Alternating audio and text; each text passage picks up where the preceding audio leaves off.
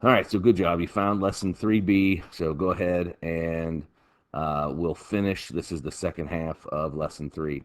So go ahead and begin watching and taking your notes right now. Chemically, saliva is 99.5% water. So basically, your saliva is almost all water. Only 0.5% are solutes, stuff that is dissolved in a solution. So in this case, the solution of saliva is 99.5% water, and the remaining 0.5% are the salts, dissolved gases, various organic substances, and enzymes that are in your saliva. Salivation is entirely under nervous control. All right, this comes into why we salivate. I'm sure any of you that had psychology, who's talked about Pavlov and his dogs, where he was able to get his dogs to salivate or drool just by ringing a bell. I'm sure this is again, if you're in psychology, you probably talked about that. The dogs associated the ringing of the bell with being fed, and they started to salivate. So a lot of times when we see or smell or even think about food, we start to salivate. And again, that's all under our nervous control of our nervous system. Now let's talk about our teeth. There are different teeth that we have in our mouth. Our teeth have different shapes. That's one of the unique things about mammals. If we were in class, this would be the point I would walk over to my desk and grab my alligator skull and point out that all of the teeth in its mouth are all exactly the same shape. They may be different sizes, but they're all the same shape.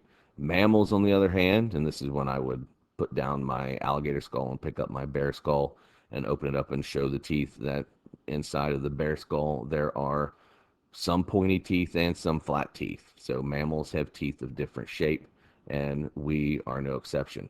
There are 3 parts to your tooth. The part that sticks up outside of the gum line is known as the crown. The part of the tooth that is embedded within the gum line is the neck. And then the part of the tooth that is embedded within the bone, within either the mandible or the maxilla bone, is called the root. So 3 parts of the tooth are crown, neck, and the root. Okay.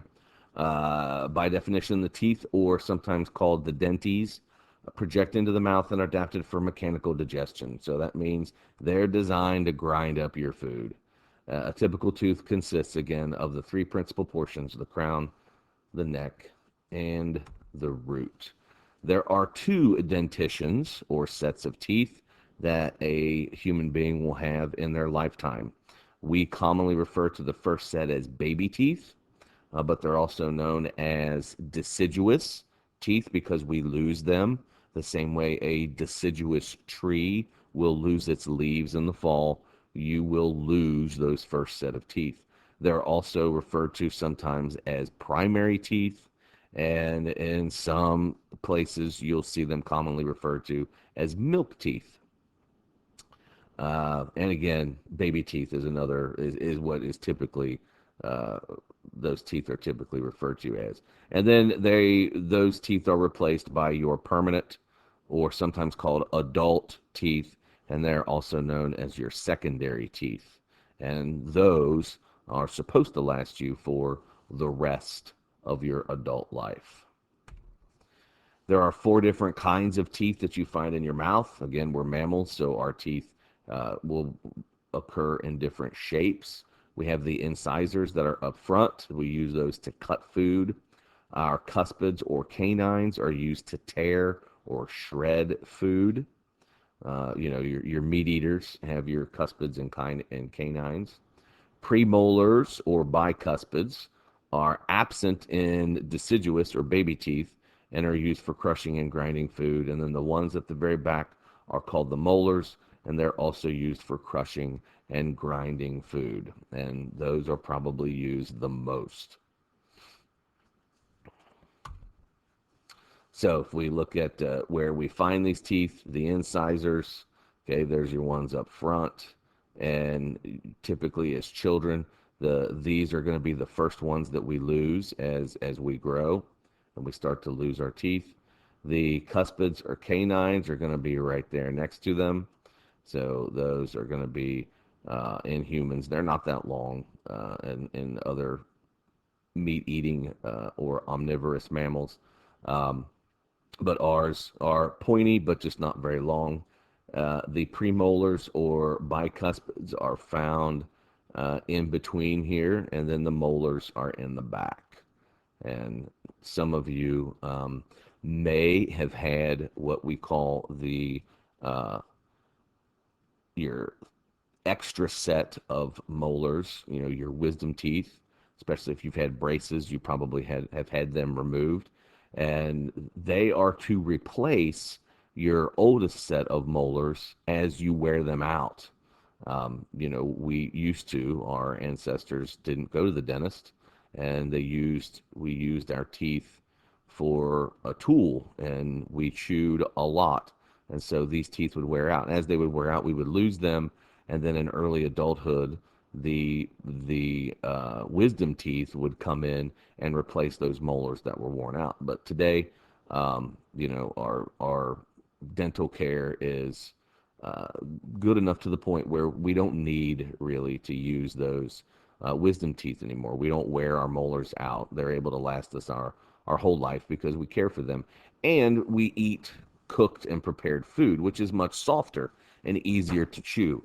So that's one of the reasons why many of us will have our wisdom teeth removed. Okay. So this obviously your upper jaw. This is where they will be anchored and oriented in your maxillabone. And then these down here are in the mandible down in the lower jaw. All right. So through mastication or chewing. All right. So mastication is another name for chewing. And if you remember from the muscular system, that large muscle on your jaw, it's attached to your mandible called the masseter muscle. It's called that because it helps you masticate your food. So chewing food is the definition is food is mixed with saliva and shaped into a bolus. So there's that word I mentioned earlier. A bolus is a mouthful of food that you are able to swallow. And when it's all ground up and mixed with saliva, it is easily swallowed. The enzyme salivary amylase, and remember I said anytime you see a word that ends in ace, it's going to be an enzyme.